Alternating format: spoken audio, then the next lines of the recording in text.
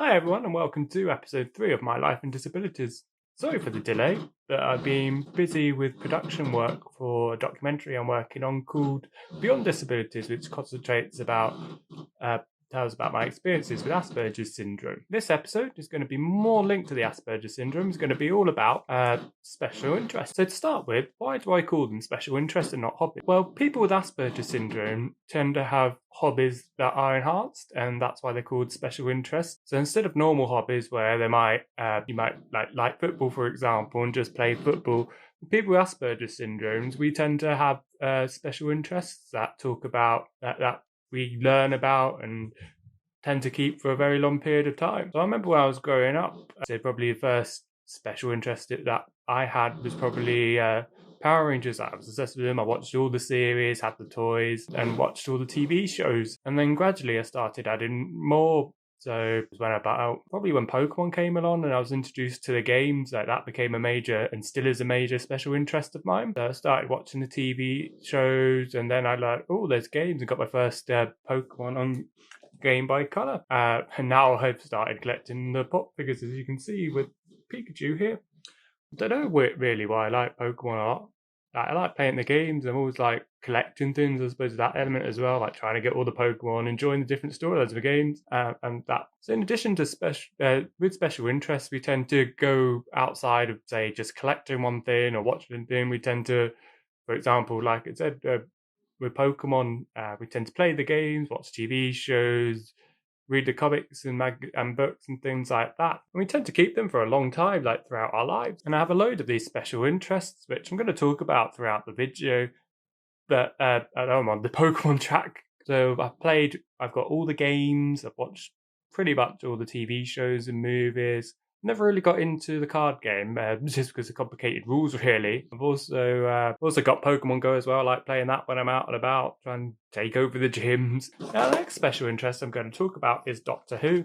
Now, I've liked Doctor Who since I was probably when I was young, really. So probably about 6 or 7.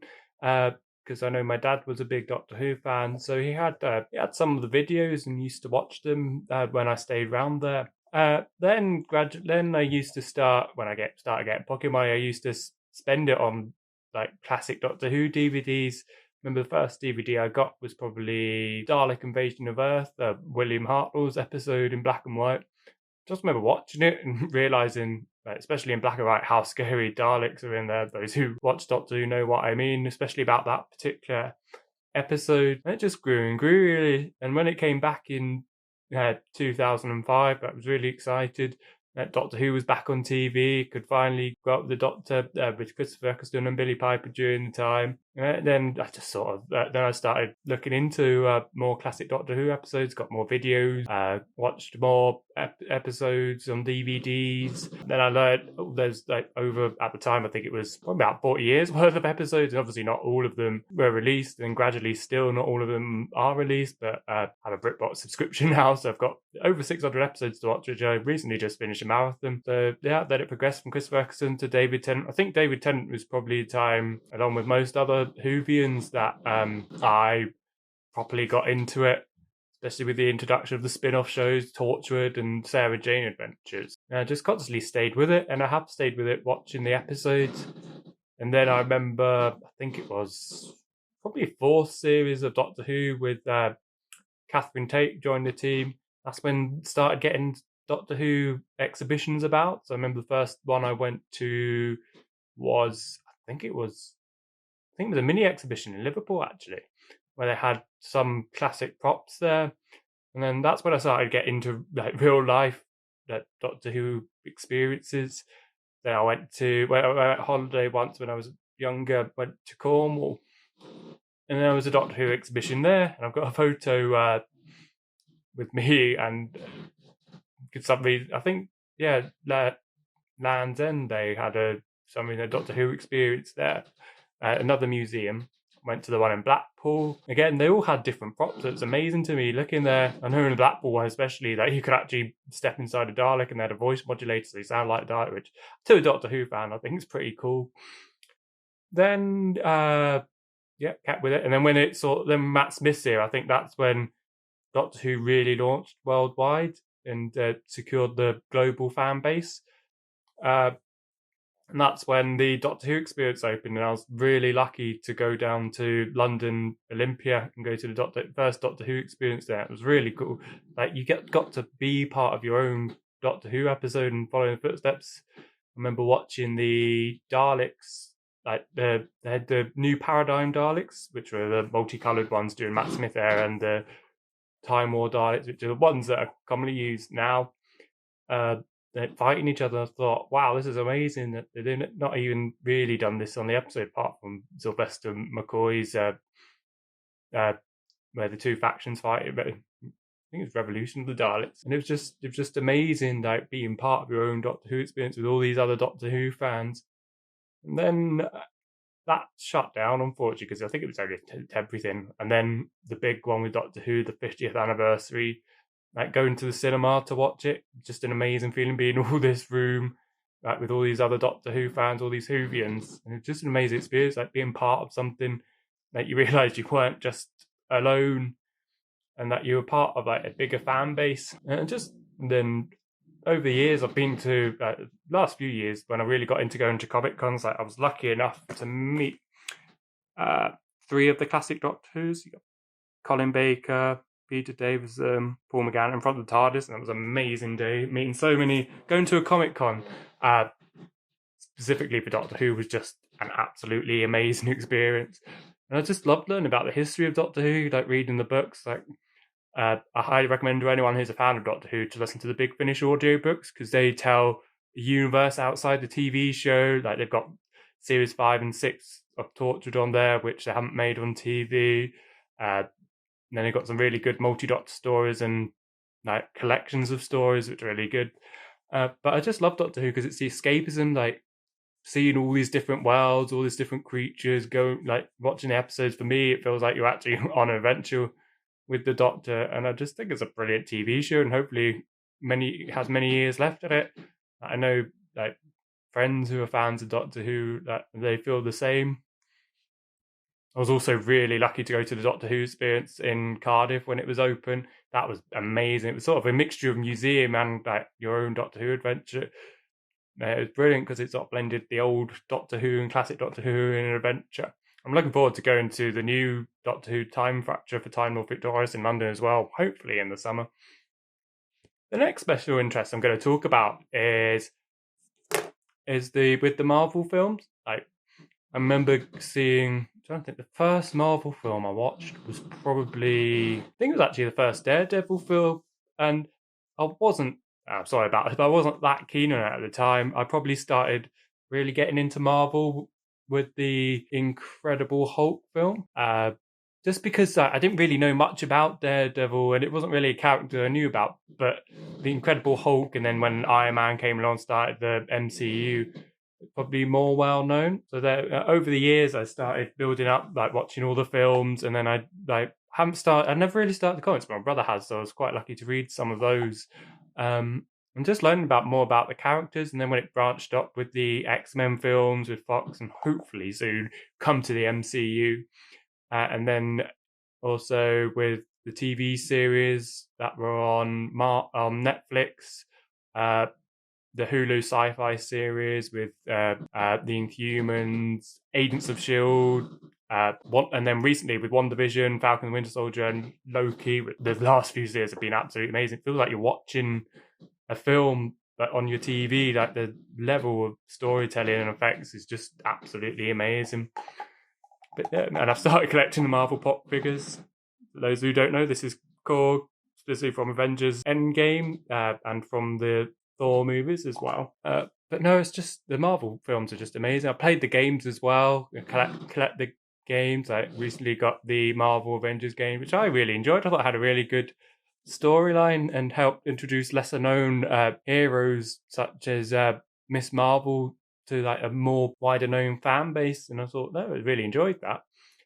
Really good storyline. And then yeah, with the Spider-Man films as well. Actually, no, that was it. The Spider-Man. I saw Spider-Man first. I think it was before it was just when they brought in the 12A rating. That was the first Marvel film, first Tobey Maguire film, and I really loved that. Like Spider-Man is definitely one of my favorite characters. and just Into the Spider-Verse as well. Watching that recently, that was an amazing movie, just graphically, and seeing all the different versions of Spider-Man and Spider-Gwen as well was lovely. I can't wait till the next film. But just, I think with Marvel as well, it's just learning about the different backstories that really appeals to me. That's what makes it one of my special interests. It's just, it's really fascinating in like seeing the different stories play out, and especially uh, also similar with DC. I'm a big fan of the Arrowverse shows and Crisis of an Infinite Earth. For anybody who hasn't watched it, definitely recommend watching it if you're a fan of Arrow, The Flash, Supergirl, Black Lightning, Legends of Tomorrow. It was just brilliant storytelling at its best with superheroes, and yeah, no, definitely. I think could help with future crossovers as well in like bigger films.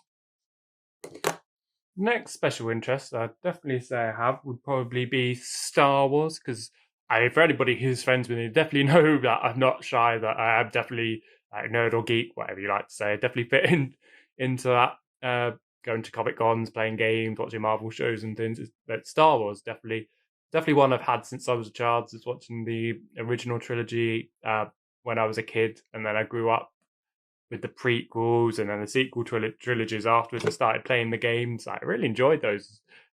Star Wars is just brilliant storytelling, and especially like learning about the galaxy, playing the games such as Star Wars: The Old Republic, through learning about what happened elsewhere in the events of Revenge of the Sith with Star Wars Battlefront. It's just very good, and the Force Unleashed too. I know they're not classed as canon, but they're really good games and just different characters. Just like to get into the universe and sort of, and with especially recently with the Mandalorian and Kenobi series and the new Clone Wars Bad Batch and the Clone Wars series as well. Like I've watched all of those, and it's just brilliant to see how one film in the 70s kicked off a whole universe of TV shows, games, books. Just amazing. Just sci-fi at its best, really. And yes, I've got a pop figure as well. I've got some more upstairs, but that's Chewbacca from episode 5, Empire Strikes Back. So another special interest of mine, I know I'm going within the sci-fi geek theme, but that's what most of my special interests are. I do have some else, which I'll talk about later in the video, is Harry Potter. Now, I got into Harry Potter because I love the books. I got into the books first, and reading's definitely a big passion of mine. So growing up in primary school when Philosopher's Stone came out, and just reading it and learning about this magical wisdom world was just amazing. And when the films came along and seeing it in the big screen, like following the adventures through Hogwarts and all the events that I got up to, it's just magical, to pardon the pun, but just really enjoyed it. And then when they expanded it into, because I've been to when I went to the studio tour, the wonderful world, the Wizarding World of Harry Potter, down in the south of England, walking there. I haven't been for a few years, and definitely overdue a visit. Definitely hope to go there very soon. It was just a magical experience, seeing all these sets and costumes and tasting butterbeer. I definitely recommend butterbeer to anybody who hasn't been there, whether or not it's here or in Orlando. And hopefully one day I'll go to the Wizarding World in Orlando. It's just brilliant, especially going on a tour, because we had the audio tour as well. That's just a fantastic experience. It's just nice, especially with this special interest, just to lose yourself in this world and just to imagine yourself in the Wizarding World with all these characters and wondering what it's like to see if you were a wizard. And I went down to London and went to Platform 9 3/4 shop there. For anybody who doesn't know, I'm Hufflepuff. Went to Platform 9 3/4 and got the picture going through the barrier. So now I'm going to talk about interest away from TV and films. I'd say one that I've definitely acquired in the last 5-10 years is going to musicals. First musical I ever saw was Lion King, definitely in the West End, and it's definitely an amazing experience. Recommend it. And then recently I've been lucky enough to go see Mamma Mia, because I'm a massive Alba fan, which definitely one of my favourite bands. What else have I seen? Oh, I've seen The Play That Goes On. That was really funny. A big fan of comedy too. And also some other shows as well I've seen. which I really enjoy. And it's just nice to sit in there, especially Mamma Mia, just joining in with the music and all the songs. And I just think it's brilliant how the founders of ABBA created a whole musical show around a song. It's just fascinating to me. It's just nice that there's no other feeling than being in theatre, watching a play or musical. Like, it's just nice to, like, the atmosphere is just hard to describe. I also write my own stories as well. Like, they're a mix of fantasy and sci-fi stories, and I've created this whole universe. And if you like to read them, they're on the you search Attorney Productions on Facebook. They're all on that Facebook page. So I started writing. I think I'm definitely influenced by Doctor Who, Harry Potter, and other sci-fi shows. I think I started writing when I was in school, and we had to do a bit of creative writing, and I just loved creating these characters. So then I started writing a proper story, not just for educational purposes. And I just like created this whole saga and series of stories. And it's just nice, like, just being creative and having a creative output, which I think is especially important for people with Asperger syndrome, that they can, because people with Asperger syndrome, like from what I've met and what I've seen, like people even creating YouTube videos, other people with Asperger syndrome and autism, YouTubers and TikTokers, is that they're very creative people, and that they need to find that it's good for them to find their niche in a way to focus their creativity. So mine is through creating stories, creating these videos, and creating, like, that's why I chose to do working on documentary as well, and all the other shows I'm working on. It's really helpful to, like, have that focus. I'd say another special interest of mine is theme parks, water park, and swim as well. I suppose you class as a special interest. I love going to theme parks, and I wish I had more opportunity to go to water parks. But it's just nice that just a day out, whether it's Blackpool, St Towers, or any other theme park, just to lose yourself and, like, go, like, feel like the adrenaline and thrills, especially when there's new rides and that first feeling. I remember going on Wicker Man for the first time, and I won't spoil it, but there's a pre-show, and just walking into that, especially Disneyland as well. I love going to Disney. Disney is definitely another special interest of mine, and just, like, feeling like that suspense of what's going to happen, what's the ride going to be like.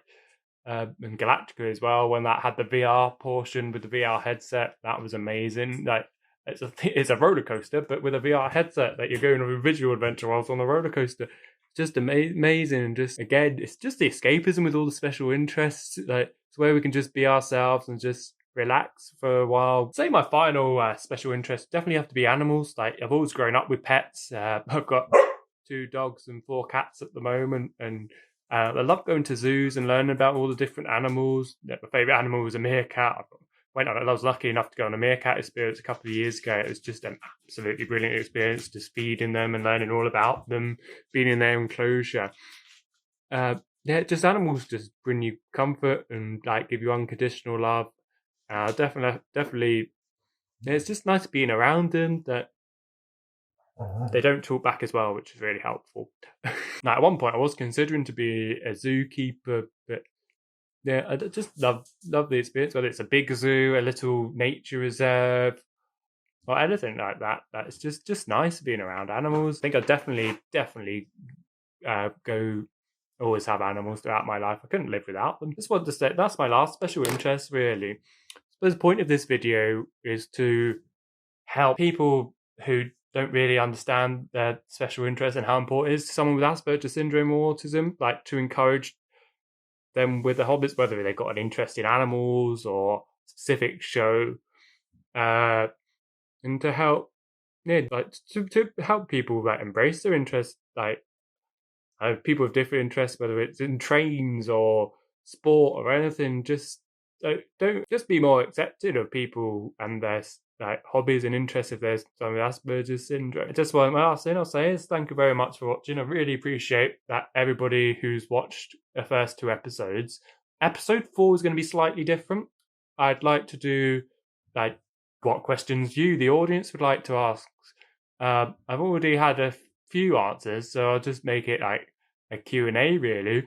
So if anything else you would like to know, either comment below on the video, and then I'll see if I can include them in the video next time.